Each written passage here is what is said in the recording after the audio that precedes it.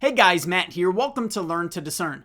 Today I'm kicking off a brand new series where I'm going to be looking at key words in the Bible that you need to know. So in order for us to get this series started, we're going to be taking a look at the word firstborn. This is a really important word for you to know if you want to guard against false teaching and heresy, and if you want to be able to reach out to people who are currently in cults. But before we get to our teaching, if you guys want to help promote Christian content here on YouTube, please go ahead and take a second now to subscribe to my channel, and thank you in advance. Okay guys, so today we are talking about this word firstborn, and it's going to be a little bit tricky, or at the very least, it's going to require some nuance. But I think through this teaching, hopefully you will have a better understanding of what Scripture means when it talks about the firstborn. So the word that is translated into the English as firstborn is actually the Greek word prototokos. And as is often the case with Greek words, that word can take on numerous different meanings depending on its context. So we always have to look to the context to determine which meaning we need to use for that word. Even within Scripture, the word prototokos is applied a couple of different ways. So one of the possible translations or definitions that you could give to the word is to say it is talking about firstborn chronologically speaking. So it is saying in sequence, this person would have been the first chronologically born. It certainly is used multiple times in that sense. It's saying this person was the firstborn of so-and-so's children, first in order. However, prototokos can also be used to describe preeminence. Firstborn can mean preeminent or first in rank. And so the reason I want to look at this word is, in particular, in the instances when that is how it's being used, when it is talking about firstborn in the sense of preeminence or rank. And so this here, our passage in Colossians chapter 1, is a prime example of that. And so just so you'll stick with me, we're going to see from this passage that the context lets us know that it's speaking about preeminence, but we're also going to go to the Old Testament, to Psalm 89, to show that this is not some sort of novel concept that we are cooking up. We can actually see back in the Old Testament examples of firstborn being used in this exact same manner. So here we are, Colossians chapter 1, starting in verse 15, and this is speaking about Jesus. It says, "He is the image of the invisible God, the firstborn of all creation." All right, so there's that word, firstborn. In this case, it's talking about preeminence. Well, how do we know? Well, we know from the context. Let's continue reading. "For by him all things were created, in heaven and on earth, visible and invisible, whether thrones or dominions or rulers or authorities, all things were created through him and for him. And he is before all things, and in him all things hold together. And he is the head of the body, the church. He is the beginning, the firstborn from the dead, that in everything he might be preeminent.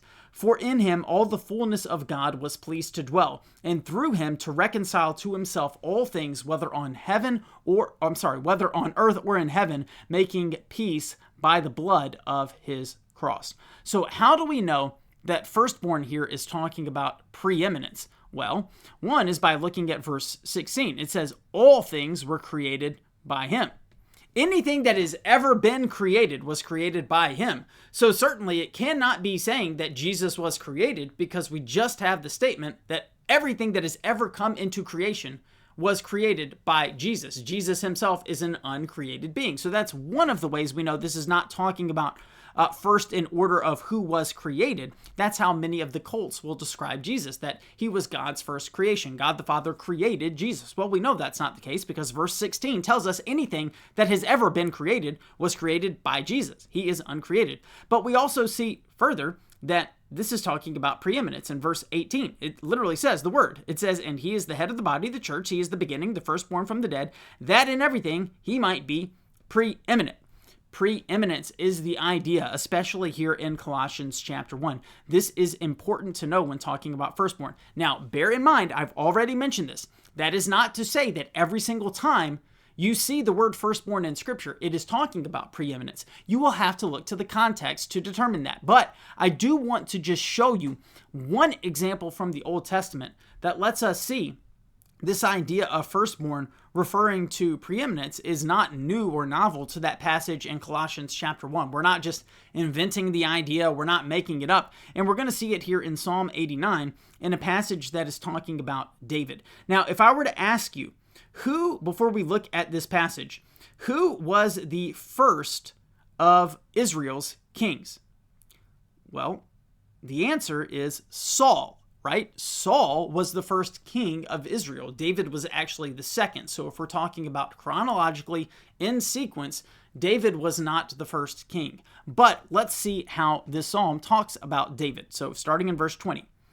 I have found David my servant, with my holy oil I have anointed him, so that my hand shall be established with him, my arm also shall strengthen him. The enemy shall not outwit him, the wicked shall not humble him. I will crush his foes before him, and strike down those who hate him. My faithfulness and my steadfast love shall be with him, and in my name shall his horn be exalted. I will set his hand on the sea, and his right hand on the rivers. He shall cry to me, You are my Father, my God, and the rock of my salvation. And I will make him the firstborn, the highest of the kings of the earth. There it is. This is clearly talking about David, who is not the first king in order. But God says, I will make him the firstborn. Well, how do you make him the firstborn? He's not first in order. Well, it's because it's talking about prominence. It's talking about preeminence. And the second half of the verse lets us know that. It says, the highest of the kings of the earth. If you look at this word firstborn, it's not going to be the word prototikos. And that is because the Old Testament was written in Hebrew, right? Not in Greek. So it's a totally different language altogether. But this is important. If you look at Psalm 89 and what is called the Septuagint, which is the Greek translation of the Old Testament, it is the word prototikos. So this word is talking here about prominence or preeminence. Another example that you could look up on your own is in Exodus chapter 4. In Exodus chapter 4, God is talking about Israel, the nation, and he calls Israel his firstborn. Now, question again, was Israel the first nation, chronologically speaking? No, there were other nations before Israel.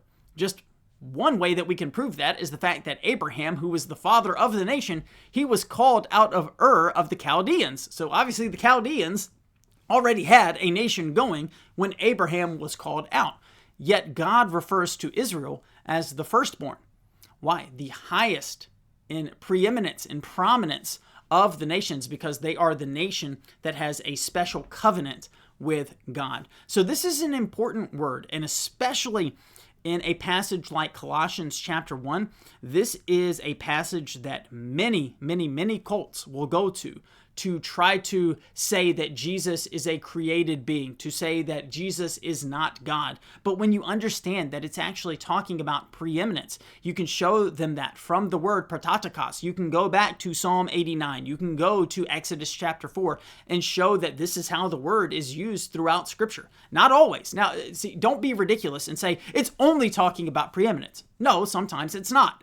But that is the case with many Greek words, as I have said. They can have numerous different definitions or meanings, and you have to look at the context. And so the context here makes it very clear. So if you know this, it will help you to guard against false teaching, but also will give you some tools that you can use when you are witnessing to people from particular cults.